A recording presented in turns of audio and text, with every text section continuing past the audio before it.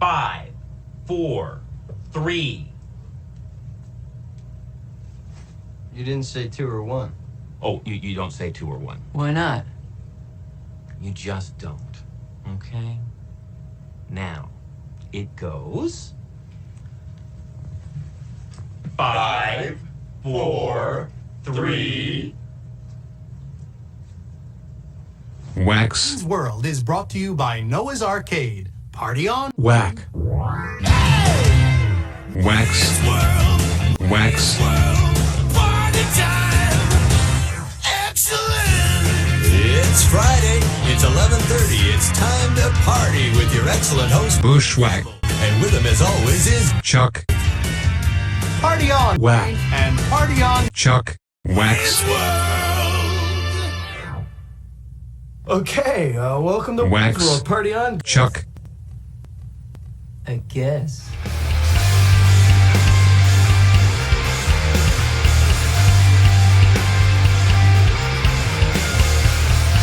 What's up, fellas? Hey, How's it going? I'm all right. I have a question I wanna ask you guys about. Okay. Baker Mayfield. That's tough, man. It is I tough, love right? the dude, man. I love the dude. That's my question, and that's what I want to know what you guys' opinions are on it, because I feel like he gets a pass. I think he's on the wrong team. I think he's in the wrong system for who he is. He's a gunslinger, and he's on a team that runs 60% of the time and throws to the tight ends out short and Landry over the crossing route. And I don't think that's the guy that Baker is. And give it up to him, too, by the way, because he come out, everybody thought he's cocky and all that stuff. He's going to be a problem. Dude, he's taking that job, become the, just a game manager. When he's a gunslinger, he's a Brett Favre type gunslinger guy. He hasn't said a word. He's just been the model citizen there, man. That's pretty impressive. And that's my question. Why does Baker Mayfield get a pass just in general? Because it seems like he does. But if you actually look at his numbers, I'm guessing, or at least his lack of success, he's pretty far down on the list. The Browns have spent a lot of money, and they've really done well for it. They've done well building that team.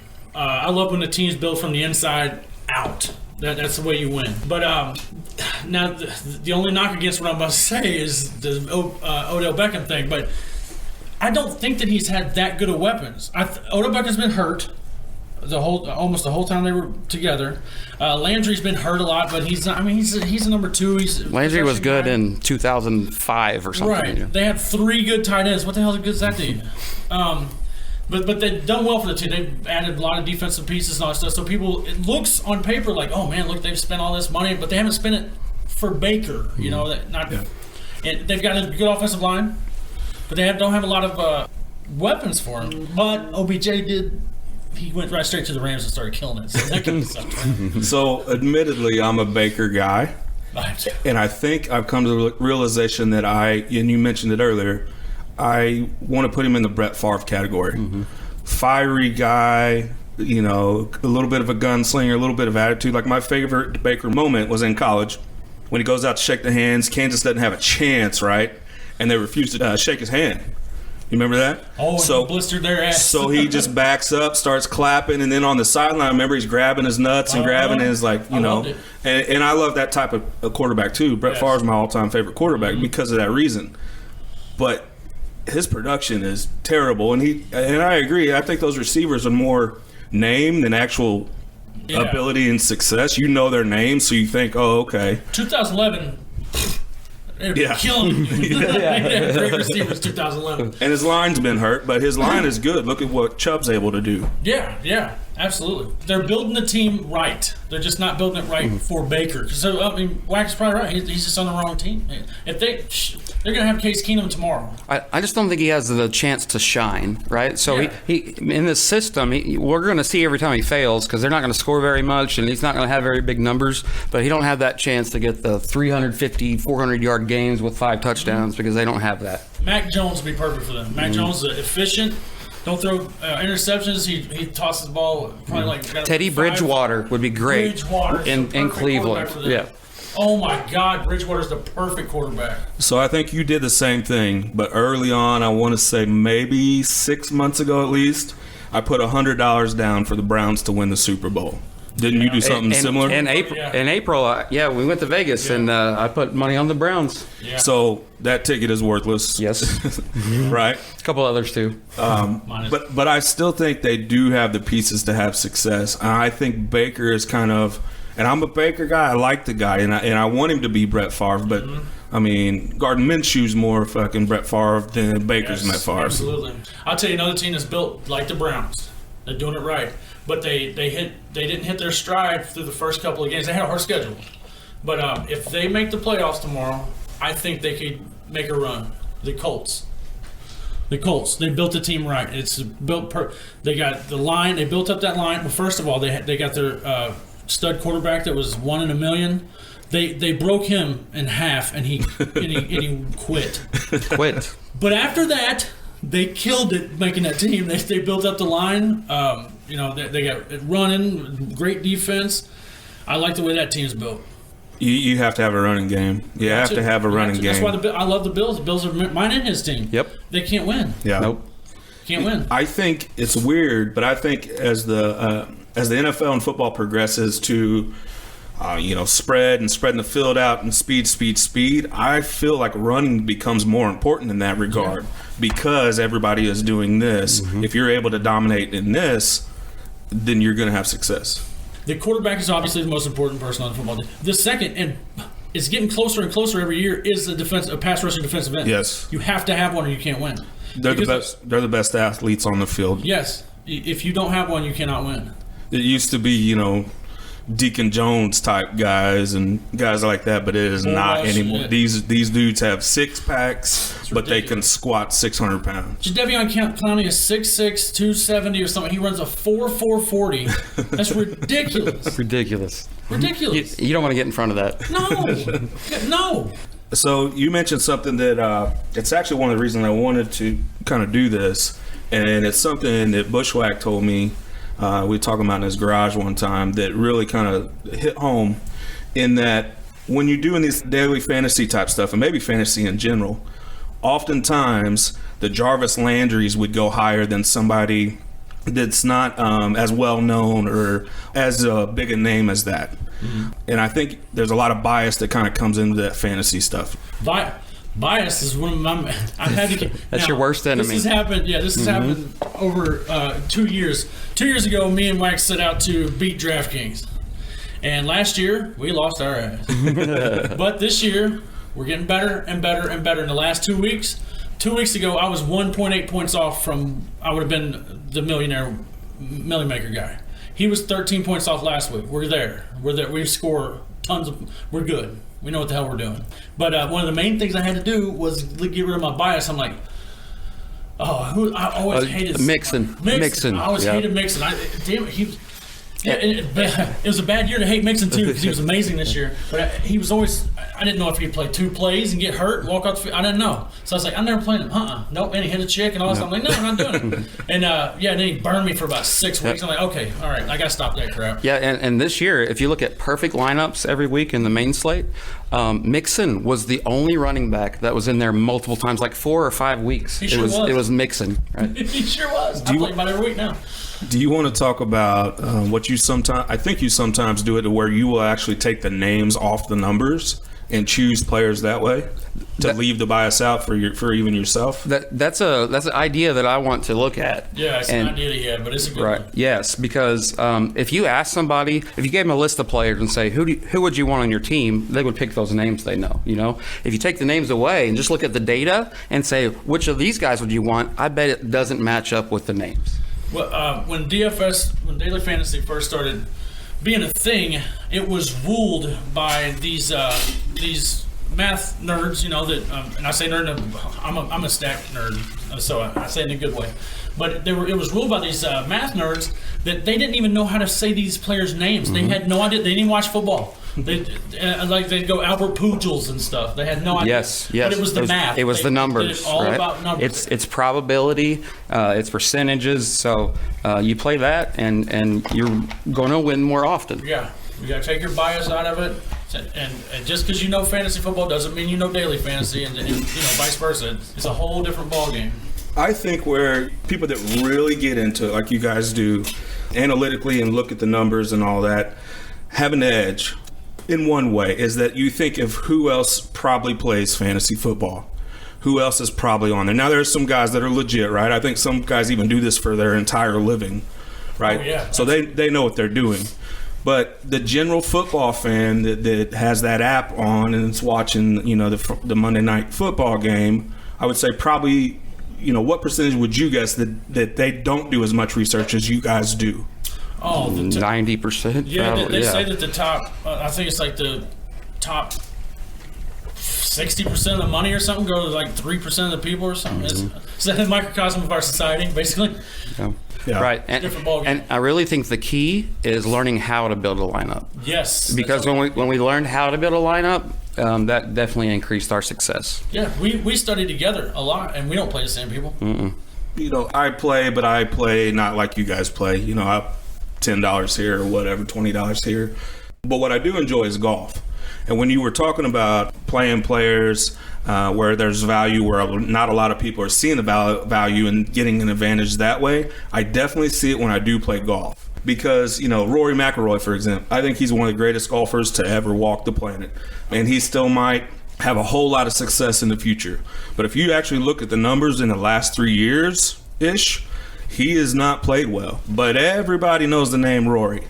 Right? And when you're going down that list and say it's somewhere that he's played really well at or he's had some success at, they automatically, somebody that doesn't look at the numbers every day or study it or have the analytical advantage or whatever, they're going to see Rory. They're going to think about that time Rory won the major before or whatever. He's probably priced high, so they think he's doing great. He's overvalued on there. Alvin Kamara's been the same way this year in football. And for football, he's been in the top 3 salary all year, but he's not earned it. And I don't know why they haven't taken that down. And David Montgomery has been amazing all year, and he still stays in the 6,000s, 5,000, 6,000. I have no idea why. That's one thing though. I do right when I get the first thing I do of the week, I look at how everybody's priced and see where I can find a deal. This video is brought to you by the Wellness Investors. The Wellness Investors are a collective of individuals with uniquely diverse backgrounds. Our goal is to inspire, motivate, and entertain. Visit thewellnessinvestors.com and start enhancing your life, one sector at a time. Can you think of a player, sell me on a player, sell me on somebody. Can you think of a player that you really, really like and tell us why? If you're building a lineup, you have, of course, Josh Allen's the biggest. He's way priced the highest. He's a running quarterback, so let's knock him out. But Taysom Hill's a terrible real life quarterback, but he's great in daily fantasy because running numbers, it just adds up. Your quarterback, it makes him pop off, and so. So if I'm a novice football fan, and I hear the name Taysom Hill. Yeah, that's not going to mean a whole lot to me. I think he's more of a slot kind of guy, and you're going to know the name. I don't know, Matthew Stafford way better than Taysom Hill. But Taysom Hill's going to score more, and Justin Fields will probably score more. Any of those Trey Lance, any of those small. I mean, you go, they can't throw the ball. Don't matter. Gardner Minshew this week. Minshew? Yes, he might score for his, especially for his value. He doesn't run. That's true. Yeah, if Lance was playing or Fields was playing, they'll score more than anyone. But as a name, you don't know. I remember last year at the draft, I drafted Gardner Minshew, and like the guys at the draft were like, who? They didn't even know who his name. Yeah, I know. Yeah, they're special. So running quarterbacks, is that generally accepted as the best way to go? If you can find and a lot of them are cheap. Like I say, like a Fields or a Trey Lance when he played, you can get them in the 5,000s, or you pay $8,100 for Josh Allen, and they'll probably score about the same because of not Allen. That was a bad example, but like Dak Prescott or something. He might throw 4 touchdowns, but if your guy if he throws for 160 in a touchdown and runs for 90 yards in a touchdown, he's going to score more. Where do you start out at? Like, where would you start? What do you pick first? So the first thing I do is look through the games on the slate and look at the over-unders and see what Vegas is projecting. Vegas is pretty good at stuff, right? So if you look at prop bets and over-unders and who's favorited, that's a good place to start. And then, like Chuck, you look for some value. A lot of times those really expensive guys do well, but not for their price. Right? So you're looking at, you want at least 3 times price. Yeah, hopefully 4 times. Yeah. Yep. At least 3 times. Right. So those guys that are $8,000, they got to score 24 plus for to be worth it. And if you look at perfect lineups, there wasn't one of those guys except for Kyler Murray, I think in week 2, that was in the perfect lineup. Now, when I say perfect lineup, that's not the one that won the slate. That was like the best possible, like beating the game kind of thing. So a lot of times those guys aren't the best, the quarterbacks at least, to put into your daily lineup. I'm not a math guy like this guy, but I'm a statistical guy. I believe statistics can tell you a lot about a lot of different things. I worry about how many different variables as far as like long-term success in doing this and actually making money and making some kind of profit off of it. I worry about how many variables there are in football. You're talking injuries, you're talking game plans, you're talking types of defense and what the other team's going to do if they have a player they want to isolate or double team. I sent you guys a screenshot of my favorite team's the Packers, a screenshot of, and I forget who they were even playing. There were literally 3 guys lined up. There was the cornerback that was playing a jam position. Then there was a safety, maybe 15 yards behind him, and then after that there was the other safety towards the middle of the field. They had 3 people on Devontae Adams. So that's exactly what I was going to bring up when you started talking about that. You need to know stuff like that. When you see Devontae Adams, it was against the Ravens. Devontae Adams against the Ravens, because they triple teamed Adams and they just played man on the other 2, and Adams didn't do much that game. I mean, much for Adams, like 70 yards, but. That's a nice life, know right? That, you know what I'm saying? Yeah, it's not bad. You kind of need to know stuff like that. I mean, it helps to know stuff like that when you see, Adams, he did terrible last week. What's wrong with him? Ain't nothing wrong with him. He had triple team every single play. So you'll look at years past. Well, on division games, definitely. Because they play each other twice a year. You can see kind of how in the past that they've handled this player or how well they've done against that defense. And these teams are strategically built to beat their division. That's the easiest way to get in the playoffs. You win your division. And that's your fan base is happy. Yeah, right, absolutely. Right. They don't expect Super Bowls every year. If my team wins the division, there's a sign up there that says King of the North, right, with the Packers. I'm a Packers fan, and we're in my man cave kind of area, right? Yep. So if they win the division, I'm happy, right? I want more. I want a playoff run. I want to go deep. You want them to beat the Bears, Vikings. Right. So that means a lot, man. Yeah, absolutely. And I think if I was a general manager and a coach, if I win the division, I think that's got to be first. And I mean, it's your first goal as a team, I'm sure. But if you want to keep your fan base happy and keep people in the seats, and if you're actually thinking of owning the team as a business, which I'm sure they are, the division, you have to win the division. Anything can happen in division games, though. One year, like the Rams, they might only had 5 wins the whole season, but 4 of them were in the division. Yeah. They beat like San Francisco twice and Seattle or something. Yeah, and what I meant by anything could happen is that maybe that team that's not so good might beat a really good one because they've been built to beat that other team. That team, exactly. I love the term "any given Sunday," and it's one of the things I think in the NFL has some faults, as I'm sure a lot of people do. When you watch college football, if you don't know who's going to win, then it's a good game. Then you're excited, right? And it's a primetime game. Most of the time, you know who's going to win. I mean, how often do you see upsets? I mean, you see upsets because there's so many of them, but it's pretty clear who's going to win pretty early on in the day. Yeah, that's the thing I like the least about college is that, when Alabama plays Eastern Tennessee State, it's not even a contest. There's got to be, look, I don't know what to do, I'm not paid to know that, but somebody's got to come up with a plan to, when if Alabama wins the national title, they shouldn't have the first 15 picks of the draft. Yeah. That's ridiculous. Yeah, like That makes no sense whatsoever. They have got to do something about that because college used to be. Think about I said it the other day. And I think if I'm not right, I'm pretty damn close. I think there's 3 coaches coaching out of the 114. I think it is FBS schools. 3 have national titles. 3. How's that possible? Jimbo Fisher, Saban, and Dabo Sweeney. That's it. I'm pretty sure that's it. Unless I don't think Malzahn's coaching anywhere. I don't think that Auburn coach is still there. The one that won. Maybe he is. I'm not sure. But if he's there, then that's 4. That's it.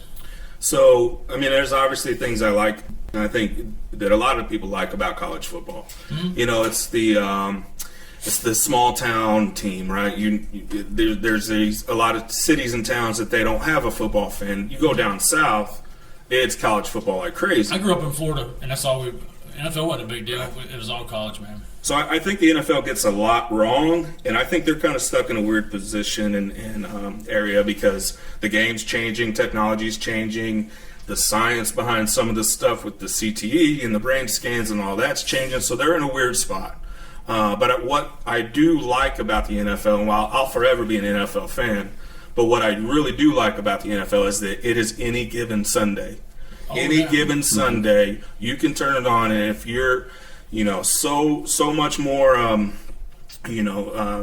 just the general thought that you're going to win, or what on paper a better team, you can lose. Yeah. You can lose. It is any given Sunday. And that plays into the fantasy too. Like, Chuck always says touchdowns are fluky. And, somebody can break a tackle and run for 80 yards. And so in fantasy, it's a little bit harder than maybe fantasy baseball, right? Where you have all these stats for a long period of time and you can kind of predict that a little bit easier. I'll say this. I read a book. It's called Dueling with Kings by Daniel Barbarisi.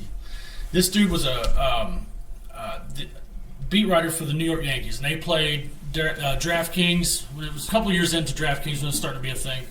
And this dude's like, he'd beat his coworkers, but he couldn't win the big bucks and stuff. He's like, how in the world can I not win? I know everything that's going on. I'm in this sport. I'm in sports. I write for it. I talk to all these people. How can I not win? And he started noticing the same people that were winning, same dudes. It'd be the same names up top. So he quit his job and he's like, I'm going to spend the whole year trying to be great at DraftKings. I'm going to try to beat it, kind of like we're doing.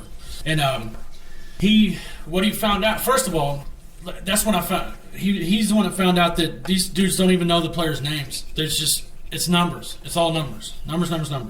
And second of all, he found out that football is by far the hardest. Basketball is the easiest because they have 20 points a game. Dude's going to average around 20 points a game. Yeah, the thing in basketball is that there's not a 12-point play like you can have in football. Right. Yeah. So, and that basketball's easiest, and then like baseball and hockey and stuff, but football is by far the hardest because of all the variables to it. With that being said, you guys play it and put as much time and effort into it because you like football better, just because you like the sport more, or you feel like you know the sport more or better than some of the other sports? I know baseball very well, and I don't do too bad in baseball. I think I could do better if I put enough time, but I don't know. It's just a challenge of it, man. A long time ago, I put my head into it. I was like, I'm going to beat DraftKings. And we both did. Yep. And now I'm hyper obsessed with it. And what is beating DraftKings? Just winning consistently. Yep. I want to be one of the dudes that people know my name. Then they see Mudman, they're like, "Oh boy, okay, he's in this. I'm out." So there's there are players or users on there that. Dude, the only celebrities to me are porn stars and DFS players. I know them all by name. Athletes, dime a dozen. They get drafted every year. Mm-hmm. Porn stars are there to stay, and so are these guys. Chipotle Attic and Mark Lovin and Alex Mezel and all those guys. I know all those guys, man. Both produce, right? CSU Ram 88. I know them all, man. This video is brought to you by the Wellness Investors. The Wellness Investors are a collective of individuals with uniquely diverse backgrounds. Our goal is to inspire, motivate, and entertain. Visit thewellnessinvestors.com and start enhancing your life, one sector at a time. I think fantasy has made me like football even more, right? Without fantasy, I don't know if the NFL would do as well as they do. No. Because before, when the Jets played Cleveland, I didn't care. right? I didn't care to watch the game, but now it's like every play is important. And if you try to get somebody else to join your fantasy baseball team, your fantasy basketball team, or something like that, they go, that's too much work. Yes. They like the once a week. Right. That's once a week and then that one day of just reward or being upset, and then they're over. It's over. Yeah, admittedly, that's why I play too. I play because it's those games, and I think maybe even one of the leagues that we're in together named it something like that. This is the we don't care about this. Give us a reason to care about this game kind of thing, right? Yeah. It's the Thursday night game where they'll just put anybody on, and it's teams you don't care about. They're not having any success. They're not going to win any, make the playoffs or the division or anything like that. I don't have anything going on that night, so it's a lot of kind of personal, what your schedule's like in your personal life. Because I might play a Thursday game where I don't have much going on, but then not play a Monday game where I have something going on. And you know what? It is so smarter than to put a shitty game on Thursday night too. You're not going to watch it on Sunday when it's mixed in with all those games. You ain't watching that. Yeah. So yeah, they do that strategically, and it's smart on their part, man. Because I'm watching. Yeah, those schedules are not just thrown. It's not just Jacksonville people. versus the Texans. I'm in. For some reason, I'm in. And it's not just they're not just throwing darts at a dartboard. Let's have this game. This everything's strategic. Absolutely, it's very strategic, and I'm sure. I mean, fantasy might have saved NFL in a lot of ways, but they can't live without it at this point. No, right. Never. The only thing that could sink it is if they just keep on taking the defense away, where it's 80 to 78 per game. You know what I'm saying? Every score. I mean, just imagine that. You wouldn't be able to do any kind of strategic. Try to win. It's just all luck. It was coin toss at that point. It reminds me a lot of where we've seen, even in our lifetime, in our sports lifetime, being sports fans, of where basketball went. Where when we were coming up with our age group and we're in our 40s, what basketball? I got Rodman's jersey hanging up right over there. Yeah. What basketball used to look like and what was valuable and useful as a skill and as a type of a player is very different now. Steph Curry would have had about a 3-year career. It'd been over. He'd have had the hell beaten out of him. Dude, if he'd have took the kind of punishment that Allen Iverson took, he'd be out. He'd come into the league with ankle problems anyway. That's why he went. Everybody's like, oh, this person got drafted over him, this person got drafted over him. He came into the league with ankle problems. They didn't know how long he'd last. And he wouldn't have lasted any time if he played 1994. Yeah. My favorite player is always Charles Barkley, but he's a physical guy, right? Him and Karl Malone and things like that. Yeah. And they just, do they post up anymore? Dude, they play 3-point line to 3-point line. Yeah. That's it. The only modern player that they say could play, that type is, Draymond Green, who is, physical and rebounds and all that. But yeah, I mean, basketball's changed so much, and football's changed that way too. And there's more, I think science behind why football changed again with the CTE stuff. Yeah, it makes sense. It does make sense. But baseball's the one that bums me out. I always loved baseball. My favorite book when I was little, I had a thick book. It was just a baseball encyclopedia. And it only had words. It had weights and stuff. But other than that, like where they were from, other than that, it was just stats. And that's how much I love baseball, man. I could recite anything. And now it's strikeout, homer, strikeout. Single, holy crap, somebody's a single. Yeah. Ain't gonna steal. Then strikeout, homer, it's ridiculous. Team that hits the most home runs wins the game. Yeah. It's ridiculous, man. And how much was the 98 season, how much did that type of season in the steroid era, the steroid era that might have changed baseball too, or saved baseball too. And it did say, but because of the stupid labor thing, they would have got back. They just let them just do steroids. They could actually hit the ball. They were hitting 50 homers in, just like they are now, but they were hitting 350. Mm-hmm. Now they're hitting. Dude, people, guys have their average is like 230, and they're in the MVP race. Yes, that's ridiculous. Right, 260 is awesome now. Yeah. 260 is the new 300. It is. It's all about OBP. It's on base percentage and all that stuff. Mm-hmm. And I'm not telling you anything that I haven't told you guys personally 100 times. It's going to be so hard to track and to monitor. And I am a sports fan. When I watch sports, I want to forget about all the problem I had at work that day, right? I want to be entertained. So do I think it's a healthy thing to just allow happen? No. Do I think, physically there's a lot of ramifications that come with that type of stuff? okay, but I don't really necessarily critique what my actors do when I watch my favorite movie or listen to my favorite song, right? So their health choices are their health choices for whatever reason. No, I don't care if the dude that made my the root beer that I love is a child molester. Whatever. I'm drinking it anyway. Do what he wants. Depends on what kind of root beer. So, and I watch it for entertainment. Selfishly, I know that when I sit in front of the TV, I'm watching it for my entertainment. I don't care. 98 season, we're from Missouri, St. Louis area, was amazing. We went to some games. I mean, we seen some with our own eyes, these shots that looked like they were going to literally go to space. Sign me up for that. Oh, man, that was fun. As a fan. So much fun. But as a purist, which I'm not, no, obviously not. I'm sure that there's some problems with that. Imagine, like, Pedro Martinez, and how dominant he was back then.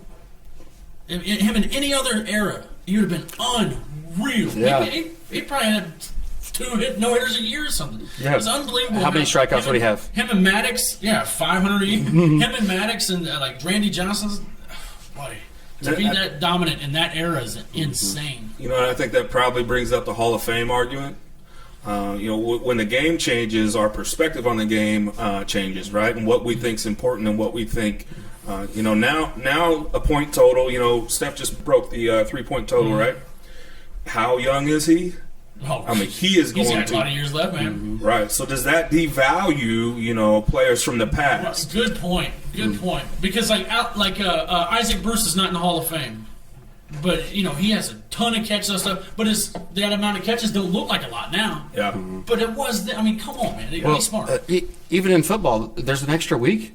Right. None of those records mean anything anymore. Right, they're not gonna in a couple of years. Yeah. Every one was being broken. Yeah. Couple break, So then the Hall of Fame type stuff comes in, and it makes it such a tough call because you have to consider the era, you have to consider the importance.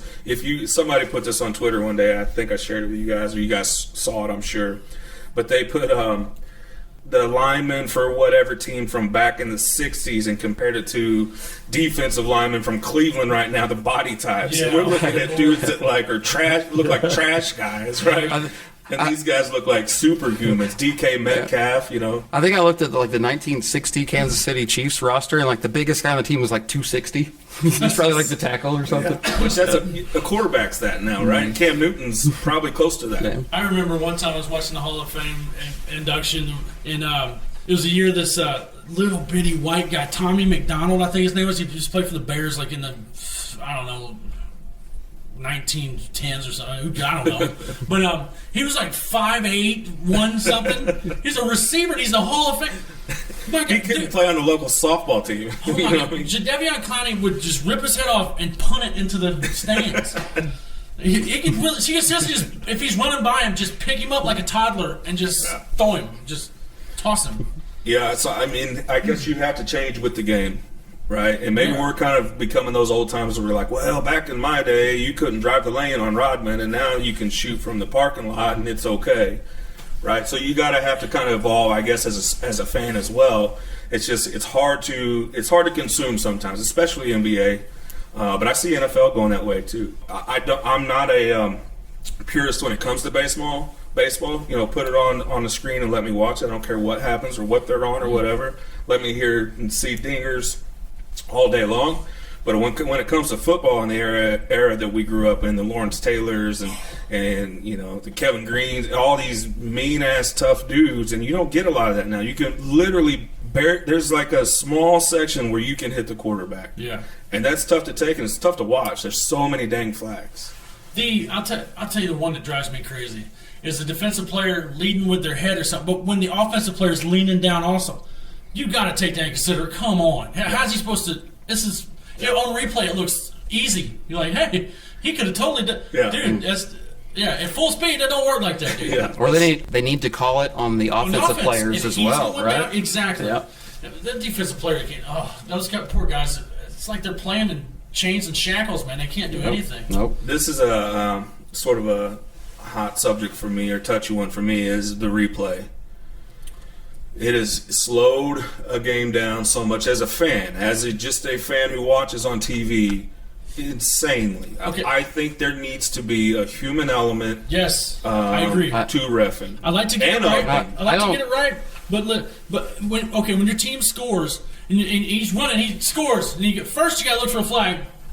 Nope. And then you go, hold on, wait, do you have to replay? And then you say, wait. And then you go, yeah! Used to when he's running through the end zone, you're like, go.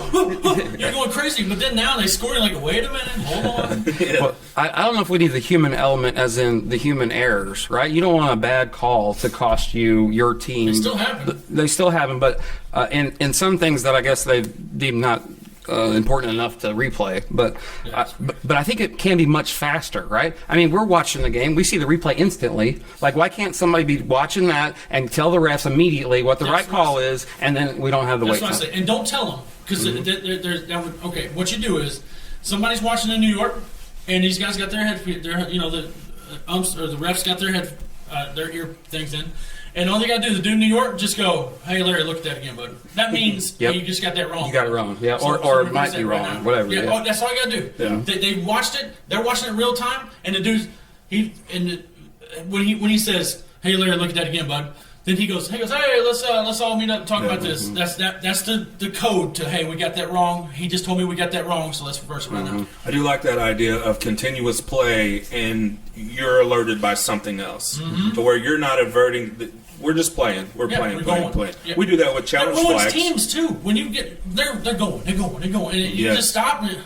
Yes, and the injury thing, you see that so often where guys go down, they don't need to. There needs to be a change with that as well. But. Yeah. There need to be a change with the fumbling the ball out of the back, out of the other end zone thing, and then they lose the ball. That's ridiculous. How does that make any sense There's whatsoever? Nothing about that has any logic to it at all. That is the dumbest thing.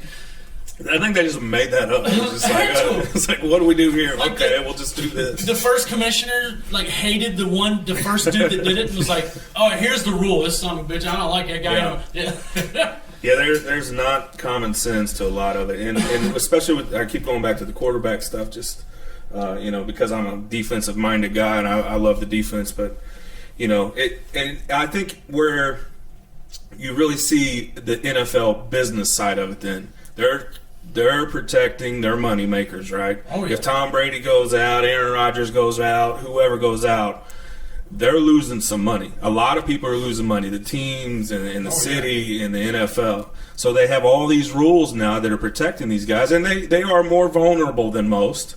But I would say they're not as vulnerable as a receiver who's coming across the middle. Yeah. But you can really, I really think they're showing their business cards in that regard when it comes to the quarterback.